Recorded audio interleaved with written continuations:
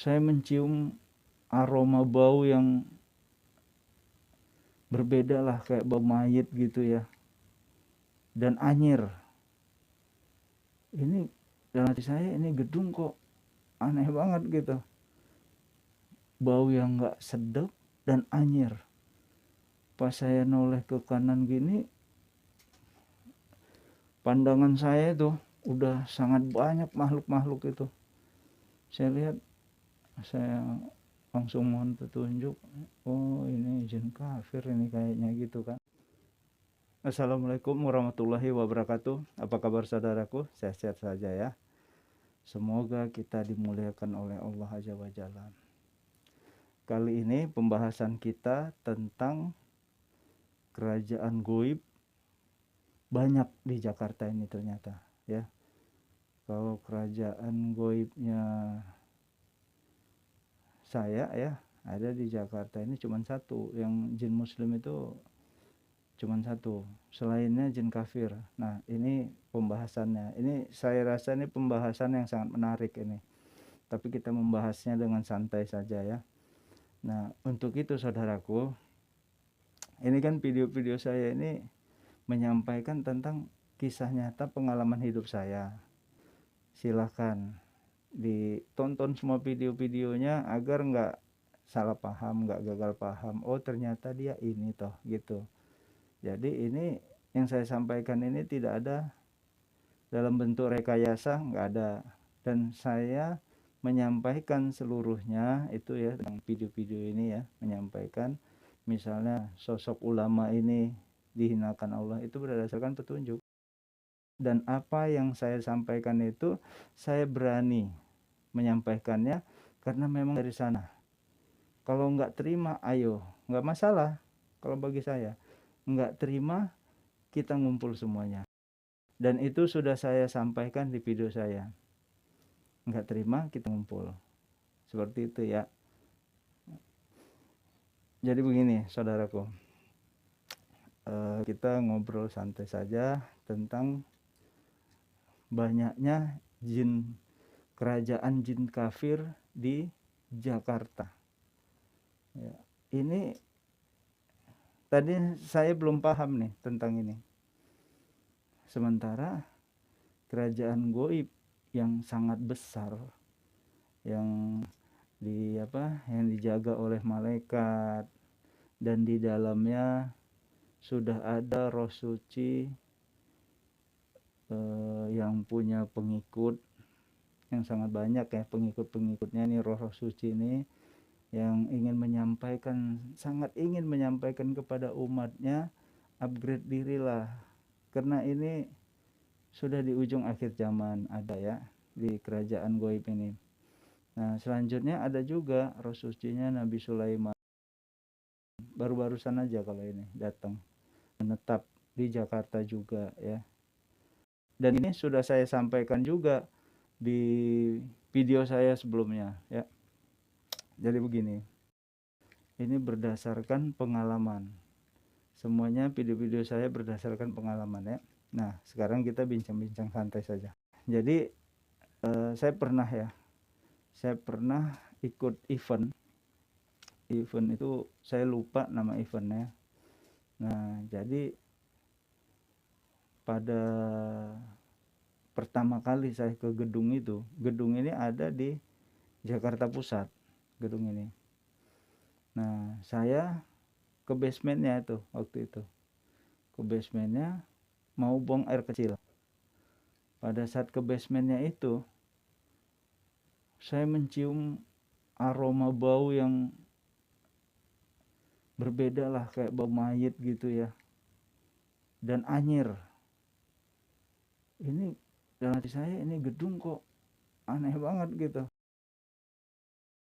Mungkin karena memang tempatnya ini kali, dan WC-nya juga nggak bersih gitu. Jin-jin kafir kan seneng di situ. Kalau jin muslim nggak mau. Jin muslim itu bersih-bersih.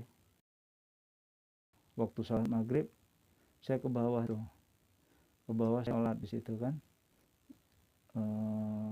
Saya ngelewatin masih bau anyir juga, dan di situ saya merasa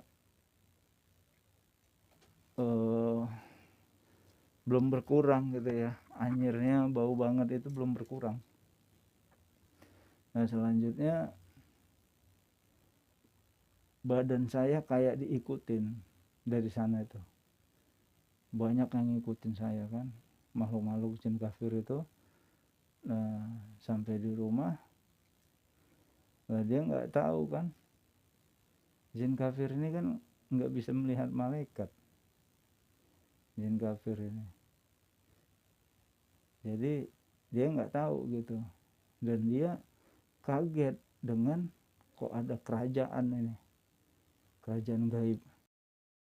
Kos saya tuh kan gini nih kosnya, nah ini kerajaan gaib tuh, seperti itu. Nah selanjutnya malamnya ini kayak apa ya, ini saya kayak nempel gitu kan, rupanya ngikutin semuanya, nggak suka dengan saya gitu ya, nggak suka dengan saya.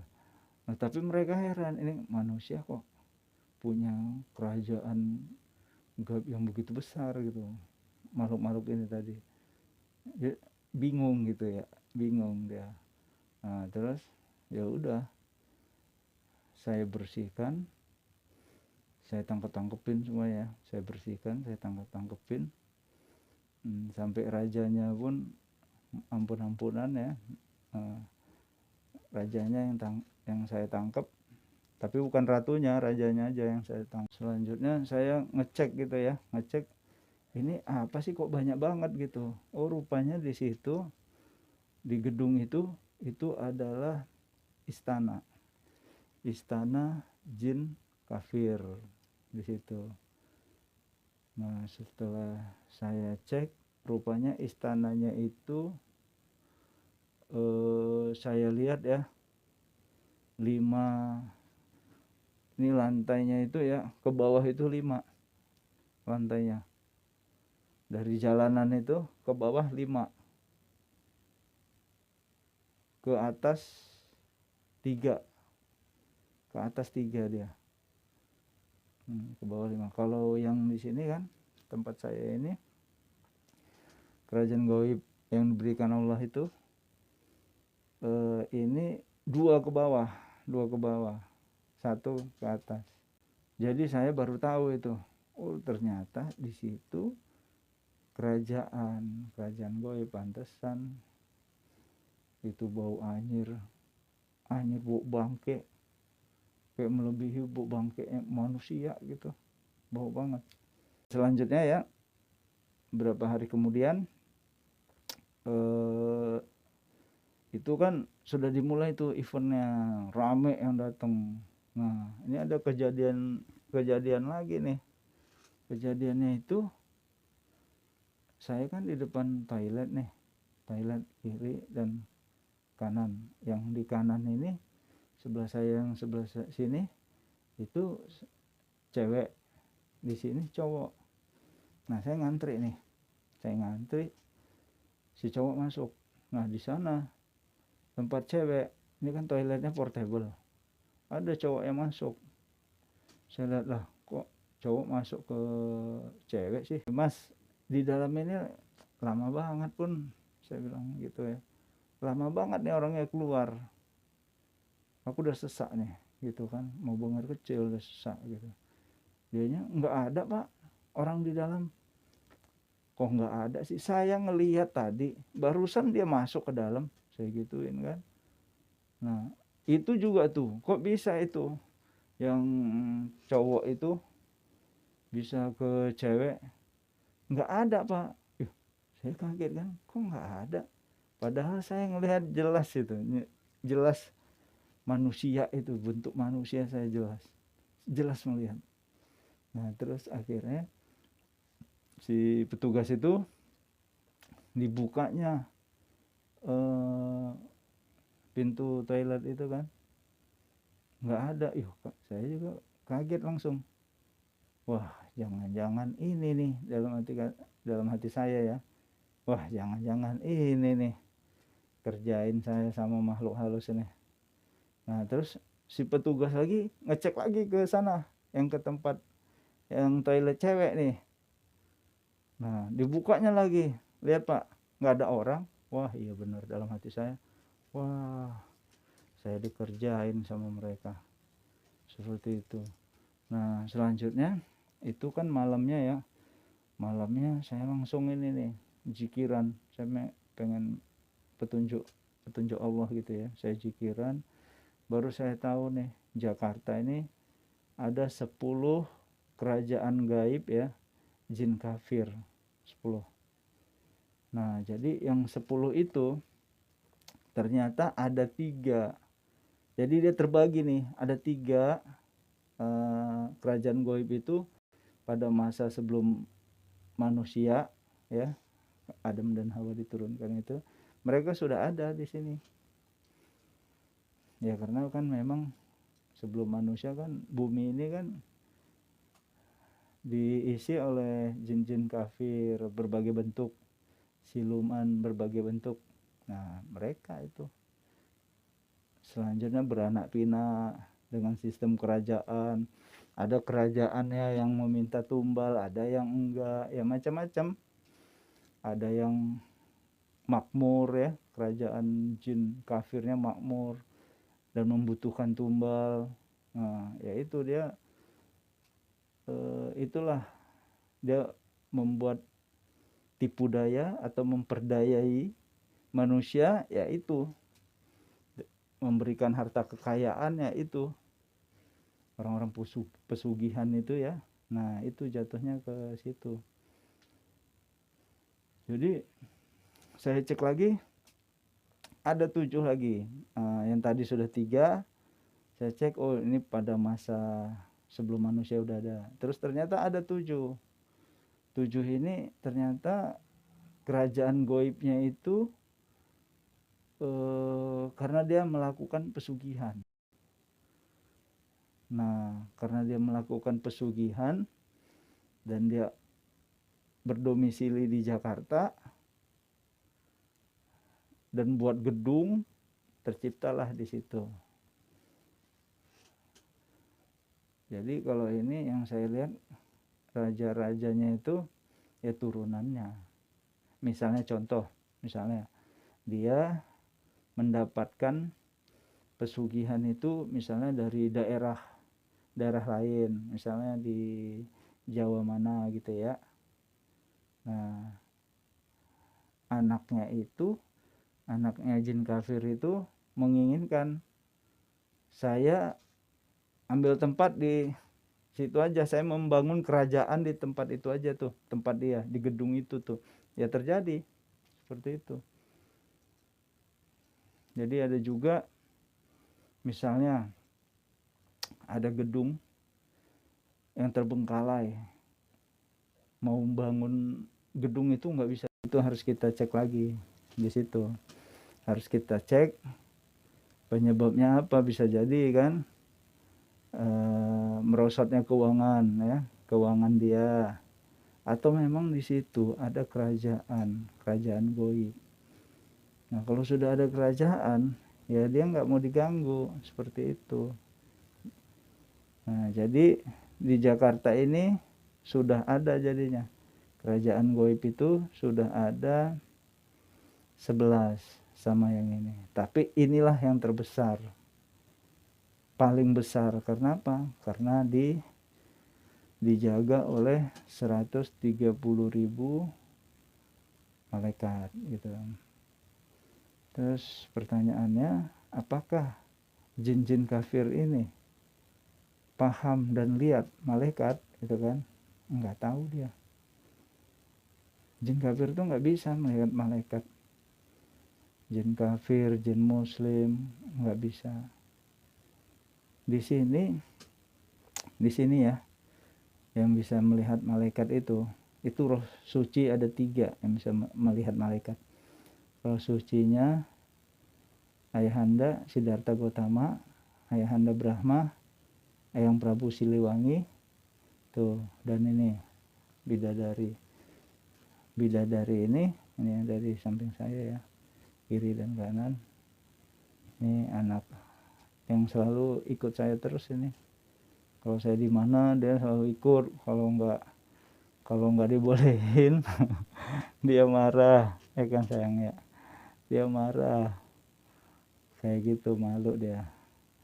Jadi seperti itu, dia paham banget ini dengan manusia paham tuh, karena ininya sudah terkoneksi dengan Allah. Seperti itu.